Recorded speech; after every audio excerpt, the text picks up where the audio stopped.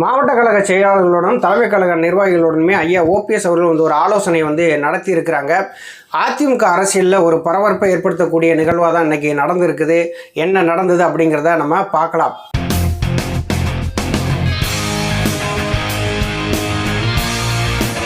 அனைவருக்கும் வணக்கம். தொடர்ந்து ஆதரவளித்து வர அனைத்து அன்புலங்களுக்கும் மிக்க நன்றி. 2019 பாராளுமன்ற தேர்தலாக இருக்கட்டும், 2021 சட்டசபை தேர்தலாக இருக்கட்டும், 2024 பாராளுமன்ற தேர்தலாக இருக்கட்டும், ஐயா ஓபிஎஸ் அவர்கள் கூட்டணி கட்சி என்கிற முறையில் பிஜேபியோட தொடர்ந்து கூட்டணியில் தான் இருந்தாங்க.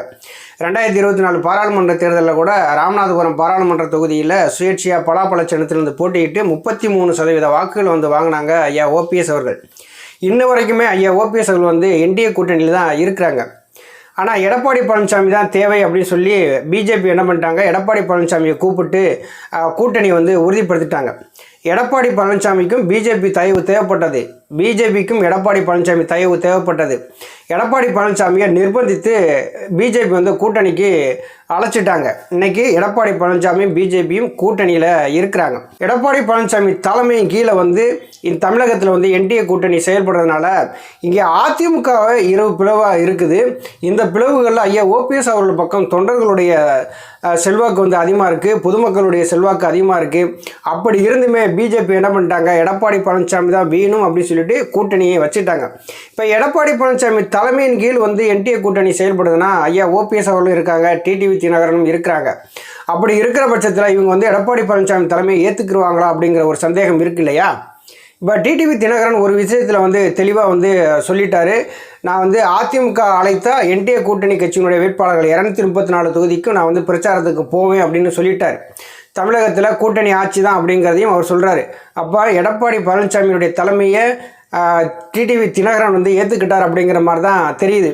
அவருக்குன்னு ஒரு கட்சி இருக்குது, கொடி இருக்குது, சின்னம் இருக்குது, எல்லாமே இருக்குது. அவர் ஒரு 4 தொகுதிகளை வாங்கி 4 தொகுதியை வெற்றி பெற்றாலும் அம்மா மக்கள் முன்னேற்ற கழகத்தில் 4 சட்டசபை உறுப்பினர்கள் சட்டசபைக்குள்ளே போகிறாங்க அப்படிங்கிற மாதிரியான ஒரு கணக்கு வந்துடும். அவர் ஒரு தலைவராக அப்படி யோசிக்கிறாரு. இன்றைக்கி அதிமுக தொண்டர்களின் உரிமையை எடப்பாடி பழனிசாமி பறிச்சிட்டாரு. அதிமுக தொண்டர்களை நடுத்தருவில் நிப்பாட்டிட்டார். எம்ஜிஆர் அவர்கள் வகுத்த சட்ட விதியவும் புரட்சித் தலைவி அம்மா அவர்கள் பாதுகாத்த அந்த சட்ட விதியவும் எடப்பாடி பழனிசாமி சுக்குநூறாக ஆக்கிட்டார். எடப்பாடி பழனிசாமி எந்த தொண்டர்களின் உரிமையை பறித்தாரோ அதே உரிமையை மீட்டெடுத்து தொண்டர்களுடைய கைக்கு ஒப்படைச்சு இந்த அதிமுகவுடைய ஒரு தலைமை பொறுப்புக்கு ஒரு தொண்டன் வர வேண்டும் அப்படின்னு சொல்லி தான் ஐயா ஓபிஎஸ் அவர்கள் மிகப்பெரிய அளவில் ஒரு தர்ம யுத்தம் நடத்திட்டு இருக்காங்க. அந்த தர்ம யுத்தமும் மிகப்பெரிய அளவில் வெற்றி பெற்றிருக்கு. எடப்பாடி பழனிசாமி அதிமுகவை ஒருங்கிணைக்காம எந்த இடத்துல போய் நின்றாலுமே 234 தொகுதியில் எத்தனை தொகுதியில் அவர் நின்றாலுமே கண்டிப்பாக டெபாசிட் இழக்கும். 2024 பாராளுமன்ற தேர்தலை நம்ம எல்லாருமே பார்த்துருப்போம். அந்த பாராளுமன்ற தேர்தலில் எடப்பாடி பழனிசாமியை நம்ப மக்கள் தயாராக இல்லை. பல இடங்களில் டெபாசிட் போச்சு. விளவங்கோடு இடைத்தேர்தலாம் வெறும் 5000 வாக்குகள் தான் வாங்குது. ஏன் நம்ம இதை திருப்பி சொல்கிறோம் அப்படின்னா, எடப்பாடி பழனிசாமியுடைய தலைமையை தொண்டர்களும் பொதுமக்களும் ஏற்றுக்கிறல.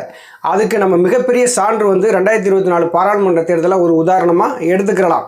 இப்போ ஐயா ஓபிஎஸ் அவர்கள் என்டிஏ கூட்டணியில் இருக்கிறாங்க. என்டிஏ கூட்டணியில் இருந்தாலும் 2 முறை தமிழகம் அமித்ஷா அவர்கள் ஐயா ஓபிஎஸ் அவர்களை சந்திக்கவே கிடையாது. ஒரு கூட்டணி கட்சியினுடைய தலைமை இன்னைக்கு பிஜேபி நாங்கள் 18.5% வாக்குகள் வச்சுருக்கோம் அப்படின்னு சொன்னால் ஐயா ஓபிஎஸ் அவருடைய செல்வாக்கு இல்லாமல் அந்த 18.5% வாக்கு பிஜேபி கூட்டணிக்கு கிடச்சிருக்காது. அப்படி இருந்துமே எடப்பாடி பழனிசாமி நம்பி போகிறாங்க, ஐயா ஓபிஎஸ் அவர்கள் நம்பி வரமாட்டேங்கிறாங்க அப்படின்னு தொண்டர்கள் மத்தியில் மிகப்பெரிய அதிருப்தி இருந்தது. ஐயா ஓபிஎஸ் அவர்களுக்கு அமித்ஷா அவர்கள் மீது மிகப்பெரிய அதிருப்தியும் இருந்தது, வருத்தமும் இருந்தது. 2 முறை வந்தவர் நம்மளை சந்தித்து பேசாமல் போயிட்டாரு, நம்ம தொடர்ந்து கூட்டணியில் இருக்கோம், எடப்பாடி பழனிசாமி தான் வேணும்னு சொல்லி போகிறாங்களே அப்படிங்கிற மாதிரியான ஒரு வருத்தம் ஐயா ஓபிஎஸ் அவர்கள்ட்ட இருக்கத்தான் செய்யுது. இருந்தாலும் அமித்ஷா அவர்கள் 2 முறை சந்திக்காமல் போனதுக்கு ஐயா ஓபிஎஸ் அவர்களுடைய பெயரை கூட உச்சரிக்காமல் தமிழகத்தில் எடப்பாடி பழனிசாமி தலைமையில் தான் கூட்டணி ஆட்சி நடக்கும் அப்படிங்கிறத சொல்லிட்டு போயிட்டார்.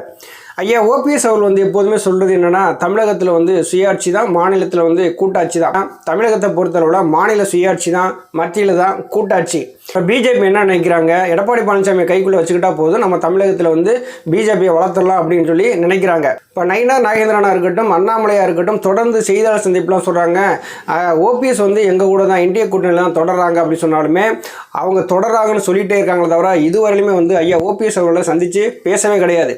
எடப்பாடி பழனிசாமியை ஏற்று ஐயா ஓபிஎஸ் அவர்கள் செல்வதற்கான வாய்ப்புகள் ரொம்ப குறைவு. ஏன்னா எடப்பாடியை எதிர்த்து தான் நம்ம வந்து தர்ம யுத்தம் நடத்துகிறோம், தொண்டர்களுடைய உரிமையை பாதுகாக்க தான் தர்ம யுத்தம் நடத்துகிறோம். அந்த எடப்பாடி பழனிசாமியை நம்பி நம்ம வந்து களத்துக்குள்ளே போனோம் அப்படின்னா அவருடைய தலைமை ஏற்றுக்கிட்ட மாதிரி இருக்கும் அப்படிங்கிற ஒரு நிலை வந்து இன்றைக்கி வந்து இருக்குது. இப்போ டிடிவி தினகரனை பற்றி கவலையே கிடையாது. அவருக்கு தனியாக கட்சி இருக்குது, அவர் எது வேணாலும் செய்யலாம், எப்படி வேணாலும் பேசலாம், யாரோட வேணாலும் கூட்டணி போடலாம். அது அந்த நிலையில் ஓடிக்கிட்டு இருக்கு.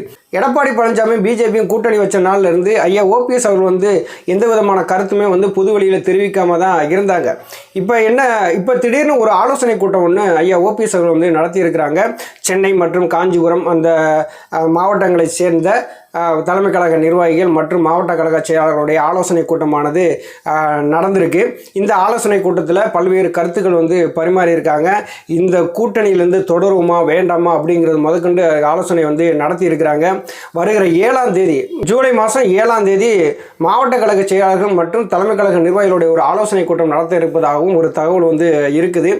அந்த இனிமேல் வந்து அறிவிப்பு வெளியிடலாம். இந்த ஆலோசனை கூட்டமானது அரசியல் ஆலோசகர் பண்ருட்டி ராமச்சந்திரன் அவர்கள் தலைமையில் தான் நடந்திருக்கு. ஐயா ஓபிஎஸ் அவர்கள் கலந்திருக்காங்க. மனோஜ் பாண்டியன், வைத்தியலிங்கம் மற்றும் மாவட்ட கழகத்தினுடைய செயலாளர்கள், தலைமை கழக நிர்வாகிகள் எல்லாருமே வந்து இந்த கூட்டத்தில் வந்து கலந்துக்கிறாங்க.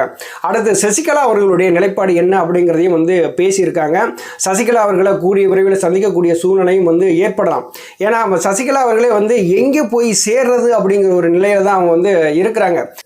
இப்போ எடப்பாடி பழனிசாமிக்கு முதலமைச்சர் பதவியை கொடுத்ததே வந்து சசிகலா அவர்கள் தான். எடப்பாடி பழனிசாமி எப்படியெல்லாம் வந்து ஊர்ந்து தவழ்ந்து போய் அந்த முதலமைச்சர் பதவி வாங்கினார்னு தெரியும்.